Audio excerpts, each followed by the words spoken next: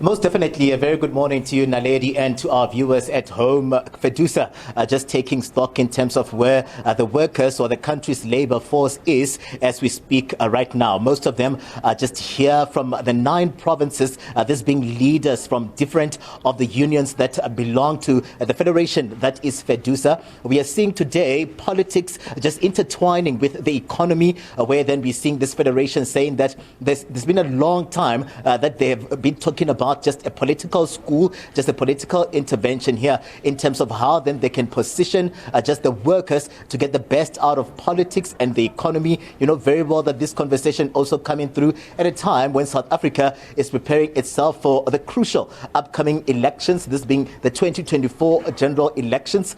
We're seeing those conversations here, Naledi, just focused on that in terms of how do we then prepare the workers to get the best out of the political landscape here at home, ensuring as well that they attend to some of the socio-economic challenges that exist on the ground. So here we're talking about a federation with about almost 600,000 of their members scattered through various of the just sectors within the economy, and they're saying that workers have been saying to them over time that they are hard done by the economic hardships that have seen most of them even more or less leading up to retrenchments within some of these spaces. The undermining of collective bargaining is one of them in the public and the private sector, and these are some of the issues that will come under the spotlight here today, tomorrow, and also in the third day, as they look to ensure that they bring in all of those role players as well that will just give them a sense of how and where do we move as the country's labor force looking at the politics of the day and the economy. I'm going to bring into the conversation now the General Secretary of Fedusa just to let us in on what is happening here, just because we're seeing that really there's a hive of activity. The workers are out here in their numbers. Ms. Ajam is here with us this morning just to also give us a sense of what we can expect in the coming 3 days. Welcome to the SABC. Thank you very much for the opportunity, and most certainly over the next 3 days, Fedusa will be repositioning and taking those positions on finding our own selves within South Africa's political economy in a time of crisis and beyond. Not that we have been standing on the sidelines in any such way, but now more than ever, leadership is required. Leadership is required to be demonstrated as we face upheavals in many such ways. We are facing an onslaught. Workers are facing the onslaught. We are faced with a massive increase in fuel prices. We are now at stage 6 on load shedding. How much more of these hardships do we have to find ourselves before we actually get to the position of saying enough is enough? We are looking at an array of speakers at this stage to be able to demonstrate how exactly Fedusa's role is found in this space. So as we navigate our way over the next 3 days, we are looking at the Minister of Health that will be speaking to us on the most sensitive debate around the National Health Insurance. We are looking at National Treasury. We are also looking at speakers and political analysts that will give us a sense of how we navigate this crisis, but ultimately by using our own political ideology to be able to engage further as we see the run up to the elections next year. How do we significantly give our members, give our leadership the courage and conviction to be able to say we are voting with absolution and we understand what the consequences of that outcomes will be? I mean, you're talking about that we are in a situation or a crisis situation where South Africa is concerned. What have the workers been telling you? What are they worried about as we go into the elections next year, as we go into the final part of the year? I mean, just this coming at the back of the petrol price that we'll see an increase, and we're hearing that this forms part of the socio-economic challenges that the workers have had to contend with over time.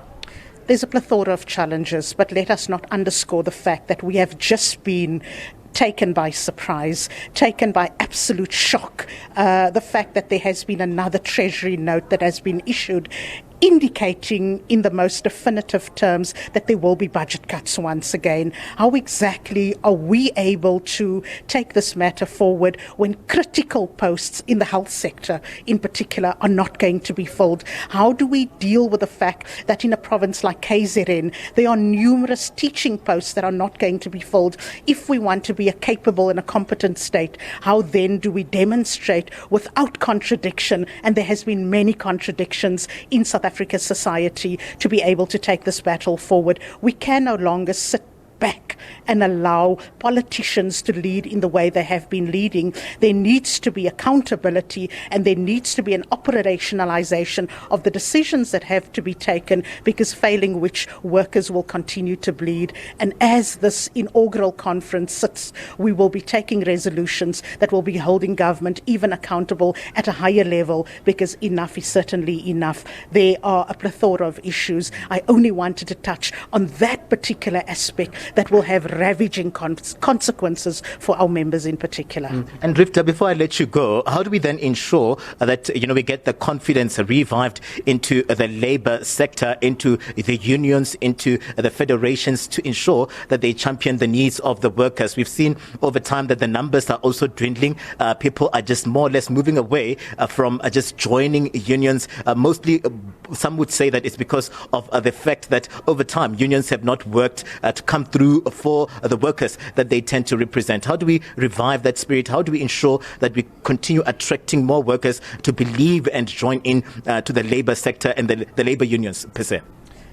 Revival is also a process of telling the truth, and telling the truth to the South African public that without unions, without federations, workers would only find themselves in a state of further disrepair. So ultimately, we have only going to look back to COVID to be able to see the exact role that unions have been playing. But we cannot ignore the fact that there have been cyclical economic factors that have contributed to the fact that unions have found themselves in a state of dwindlement. But if only there can be a relationship of trust, we can restore the confidence in this economy by making sure that we add to the positives that we would like to see, accountability, and taking this to the next level. Hence the reason why this political school is so important. Your vote counts, but make sure that when you vote with your conscience, because do not come back on the next round and be part of a complaints department, because ultimately we want our members to put shoulder to the wheel and make sure that at the end of the day, they as leaders in their own rights are able to take the baton forward. So with accountability, there's responsibility. We are not preaching, but we are looking in the opposite direction. So today, and as we move further, we are saying to unions, play a more active role in society, be more part of a society that is engaging, that is inclusive, so that we take back the people's power that is needed. We can no longer be fragmented in the spaces that we organize in, because an injury to one is most certainly an injury to all, by coining the phrase. So we want to make sure that the injustices that have been levelled is going to be a thing of the past. So repositioning ourselves in this political economy is what we are going to be pondering on, and making sure that it can be executed and it can be operationalized. Riefdah Ajam, thank you very much for your time.